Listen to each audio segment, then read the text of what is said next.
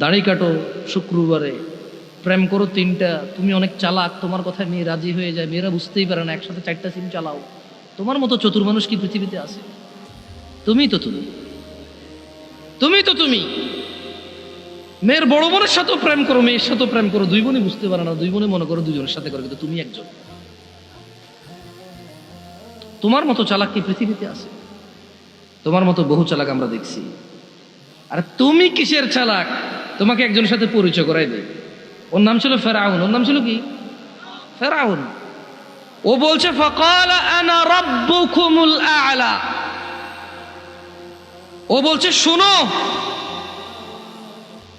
আমি তোমাদের রব। তো কোন রব? যত রব আছে সবার উপরের রব হচ্ছি আমি।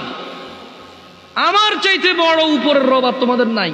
আমি ফেরাউন হচ্ছি তোমাদের সবার সবচাইতে বড় রব, আ'লা, উপরের রব। তুমি তো চালাক, তুমি 3টা প্রেম করতে পারো, আব্বা কিছু আনতে বললে না করে সারতে পারো, আম্মা কিছু বললে শোনো না, যায় আসে না, বড় ভাইকে মারতে ধরো, চাষাচারের সাথে জায়গা জমি নিয়ে দা নিয়ে দৌড়াও, ওরা লাঠি নিয়ে দৌড়াও। তোমার মতো শক্তিশালী আর বুদ্ধিমান মানুষকে আমার পক্ষে কি সম্ভব তোমার কিছু বোঝানো? বলো। তবে তোমার আগে আমি ফেরাউনের সম্পর্কে শুনেছি, নমরুদের সম্পর্কে শুনেছি, তারাও এত চালাক ছিল বলে মনে হয় না, এত চতুর ছিল বলে মনে হয় না। যাই হোক, ওই তোমাদেরকে একটু বলি, শোনো, এই পৃথিবীর সমস্ত অপরাধ হচ্ছে গুনাহ। পৃথিবীর 98% অপরাধ হচ্ছে কি? 2% অপরাধ অথবা 1% অপরাধ হচ্ছে কুফরি। তুমি 1000 অন্যায়ের নাম নিবা, 999টা হবে গুনাহ। ওর মধ্যে যদি তুমি নামাজ ত্যাগ, মানে নামাজ পড়ো না, একটা নাম নাও, তাহলে ওটা হবে কুফরি। ওটা হবে কি? কুফরি। আজকে তোমাকে এটা নিয়ে কিছু বলি, কেমন? যে তুমি 1000 অন্যায় করবা, তুমি মুসলমান গুনাহগার। তুমি মুসলমান কি? গুনাহগার। কিন্তু মনে রাখিও, তুমি যদি নামাজ না পড়ো, তুমি আর মুসলমান নাই। লুতুপুতু কথা বহু হয়েছে 1450 বছরে, বুঝছো? হানাফি, শাফি, মালিকি, হাম্বলি দিয়ে বহু হয়েছে। বুকে বাঁধা, নাভির নিচে বাঁধা, আমি নাচতে জোরে বলা নিয়ে বহু ঝগড়া করেছে। এবার বাদ দাও, পদ্ধতিতে যাইও না, পড়ো আগে নামাজ। তোমার পদ্ধতির প্রবলেম, তাই না? মানে আমার পদ্ধতির সাথে তোমার পদ্ধতির প্রবলেম, তাই তো? ওকে, এটাকে এক সাইডে রাখো, পড়ো পড়ো পড়ো। আমার নামাজ পড়ার পদ্ধতিতে তোমার আপত্তি, আমার নামাজ পড়ানোর পদ্ধতিতে তোমার আপত্তি, ওকে। তর্কের খাতিরে তোমার সাথে তর্ক করলাম না, তুমিও করিও না, তর্ক পরিহার করো, এতে রহমত।